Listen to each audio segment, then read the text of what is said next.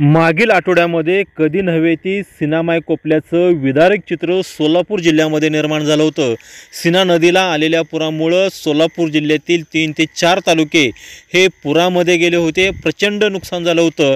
हजारो हेक्टर जमिनी पाण्याखाली गेल्या होत्या, तर अनेक लोकांचं स्थलांतरही प्रशासन वतीनं करण्यात आलं होतं। आता त्यानंतर पुन्हा या सीना नदीला पूरस्थिती निर्माण होण्याची चिन्ह निर्माण झाली आहेत, कारण सीना नदीमध्ये जो काही विसर्ग येतोय त्यामध्ये आता वाढ झाल्याची बातमी येते। त्यामुळे खरं तर सीना नदीकाठच्या शेतकऱ्यांसाठी ही एक महत्त्वाची बातमी आहे। आज सायंकाळी 7 वाजताची जर आपण सीना अपडेट पाहिली तर त्यामध्ये चांदणी धरणातून 10,229 क्युसेक्स, खासापुरीमधून 20,283 क्युसेक्स, सीना कोळेगाव धरणातून 80,150 क्युसेक्स, तर भोगावती नदीमधून 29,700 क्युसेक्स असा विसर्ग याचा एकूण सीना नदीमध्ये जवळपास 1,40,462 क्युसेक्स विसर्ग या ठिकाणी वाढतोय। त्यामुळं सीना नदीकाठच्या शेतकऱ्यांमध्ये आता भीती निर्माण झाली। मागील आठवड्यामध्ये या पुरानं हौदूस घातला होता। अक्षरशः होतं नव्हतं ते सगळं पाण्यामध्ये या सीना मायने घेतलं होतं। आत्ता पुन्हा या ठिकाणी ती परिस्थिती निर्माण होते। त्यामुळं